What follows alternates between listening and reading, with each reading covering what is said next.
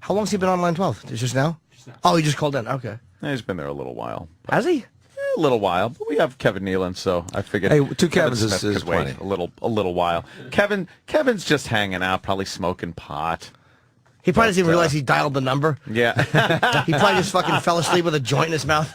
Let's, if you could excuse us for a moment, feel free to Do I need to step right outside? Or? No. No, Do you know not Kevin? at all. You know Kevin Smith? Oh, yeah. I've met him a few times. How Yeah, I did a radio show with him in San Francisco once. Oh, cool.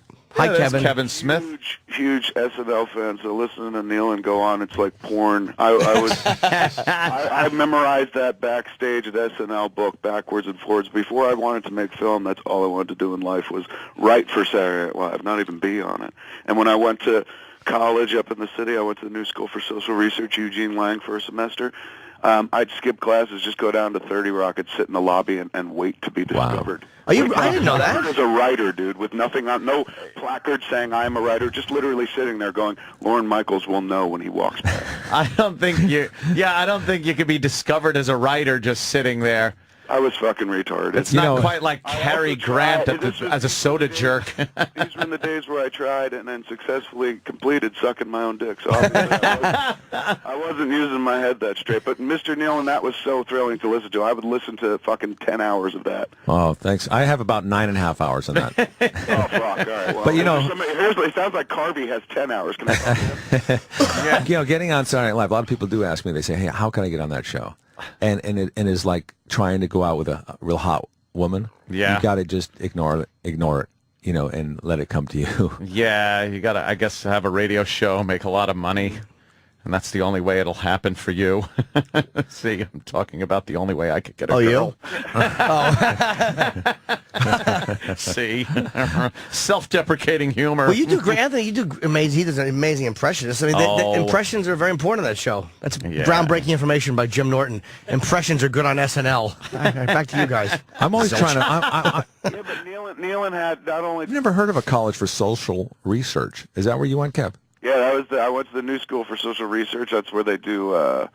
it's over on 12th, I think it is. It's where they do the inside the actor's studio. I think shoots in their theater, and inside the New School they had a couple colleges. One was called Eugene Lang. I think Parsons School of Design was also part of it at that time. It was like a mall for colleges. It was kind of like the mall. I went to the food court part of it all. What were you hoping to achieve by going to that? I just had to go to college. My brother and sister went to college, and, you know, that's what you're supposed to do. I love the go to college just because you have to and have no idea what you're doing there. It doesn't exist anymore. That thought process has fallen away. Yeah. Like that now, that whole generation has ceased to exist. The whole, like, well, you got to go to college to make it work. You know, and nowadays, that's not even the case. So why do people go to college then? Yeah, what the fuck? Are there actually... Nobody wants to start life that early, man. No one wants to jump in the deep end of the pool. They're like, let me tread here in the kiddie end for a little while. Yeah, the school end, yeah. Totally. And why wouldn't you? Looking back now, it's just like, man, I wish I'd wasted more time in school. Yeah, but you know what it is? Everybody... It's not always a waste, to be fair, before I get slit by every college. They're like, what do you mean I'm wasting?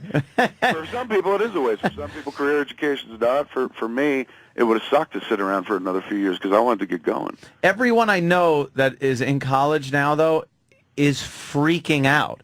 Like, I don't know one person that's going to college that isn't freaking out to the point of tears and like this is too much pressure and stress and that. Well, because the illusion is shattered. Back in the day, it used to be if you go to college, you're going to get a good job. Yeah. And I think a lot of people went to college. There was a good percentage who found out that wasn't even true back then. But now... there's nothing close to a guarantee you're going to get any job, let alone a quote-unquote good job, by going to college.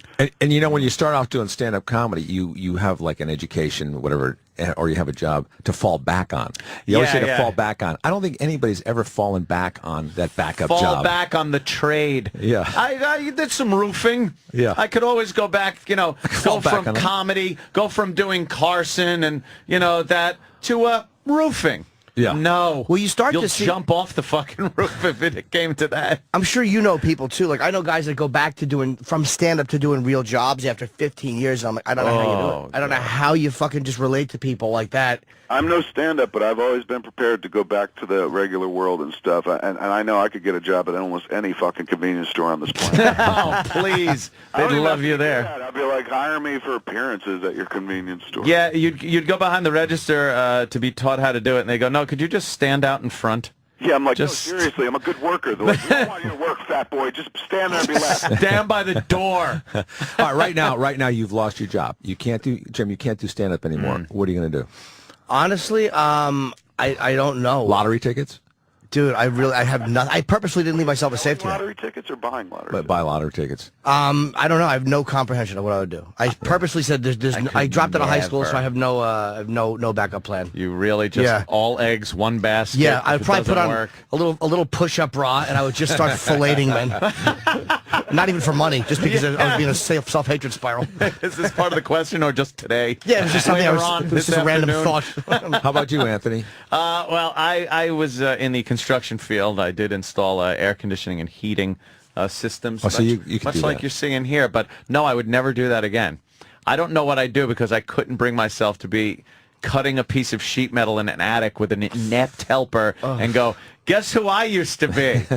Really, huh? What? That show. Yeah, you guys got in trouble for something once. Could you pass me that clinch collar? Yeah, great. Yeah, I'm on it. When I first started doing stand-up on the road, I was working with Brad Garrett at this club in Oklahoma City. And we come into town, and nobody really knows who you are. I mean, I did a few talk shows by then. Maybe I did a Tonight Show.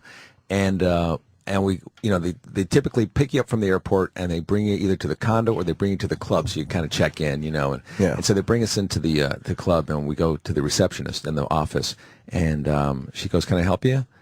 And I told her we were from the air conditioning unit. I'm from an air conditioning company because it's pretty hot in there. And she goes, oh no, she asked us. She goes, are you guys from the air conditioning company? We said, yeah. Sure, of course and, you are. And she goes, oh, great. And we looked up at the ceiling, and I said, can I take a look? Let me take a look up there. We stood up on our desk. We're pushing papers all over the place. We're taking tiles off of the ceiling. We're saying, oh, this does not look good. We didn't know a thing about air conditioning. Just looking in there, it's really bad. This is bad. We're going to have to shut down the room for about 3 days. Oh, no, you can't do that. We've got the shows. Oh, who's coming in? Bill Garrett and Ken Nielsen. No, it's not going to work. We're going to have to take out all these ducks and put up some cinch tape.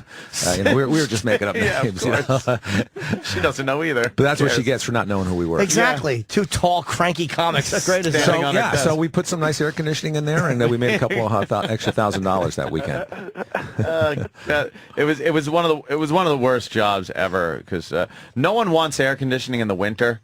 So you're in attics constantly that are 120, 130 degrees in the middle of the summer when they decide they want that. And then you're such scum of the earth that if you're sweating, you want water, and you just kind of poke your head down from that attic hole in a hallway or something and go, excuse me, can I have a glass of water? And I swear to you, I've gotten the hose is in back of the house. And you have to get down from that's a bad job. Walk out, and now you're just drinking out of the hose that's been sitting in the sun, so PVC and water is going into your mouth. It's wonderful job. Hot water? What's worse than hot water through a fucking hose? It's terrible. The only upside of it is now I absolutely get to treat all the people that work at my house like that. And I laugh. I'm like, work slob. That's a bad job, but I bet it's not as bad as the jobs I've had. My worst job. Kev, what was your worst job? My worst job, I worked at a cemetery, and the backhoe went out, and I actually had to hand dig some fucker's grave. Holy Jesus! Right fucking Night of the Living Dead. It was bad, and right then and there, I was like, I gotta get funny for a living. That is pretty bad. I thought I had the worst one. It blows. I can't put fuckers in the earth. There's bad karma to that. Old school grave digging. Wow. Yeah. Between that and an Italian bakery I worked at for about an hour, I can't stand fucking Italian desserts like that cannoli shit. They are awful. And I don't know why I got a job. I think it's my mother's like, somebody needs help there. She'd been in there, and she's like, they had a help wanted sign. You better get in there because you can't just sit around the house all summer. And I went Watch in. me. And they looked at me. I was coming through to do it like a heavy kid, and they're like, "Oh, fucking great." But they had no idea. I got back there, I was like, "Oh my god, I hate all this shit so much." It's the only kind of like sweet or dessert I can't get my head around. It's like that diabetic candy to some degree. So I was just like, at one point they were like, "We need you to go pick up milk." I was like, "All right," and I went to pick up milk, just never came back. Never returned. No. Like Hamilton delivering the fish to Yeah, IBM. you're like Hurley's father. When I first got into stand-up, I worked for Manpower. It was a temporary help agency. The temp place. Yeah. Yeah. So you would work these crappy jobs during the day, but you had your nights off, and you made just enough to pay the rent. Which of these 3 jobs did I have? Okay. Okay, multiple choice. All right. Car leasing company, delivering cars to the stars, cleaning dog crap off of mufflers, or department store Santa Claus, or making donuts at Dunkin' Donuts. That is really...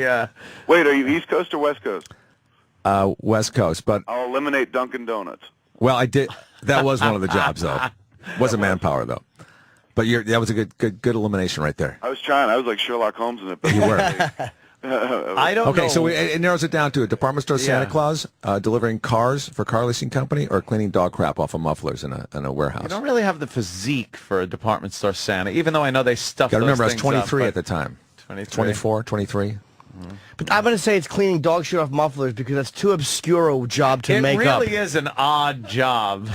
Well, the answer is all of them. I did all. Oh, that was really, Plus there was many no way more. to win that one. Yeah.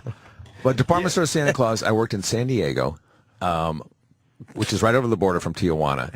And I was a skinny Santa Claus. I looked like a kid with a beard.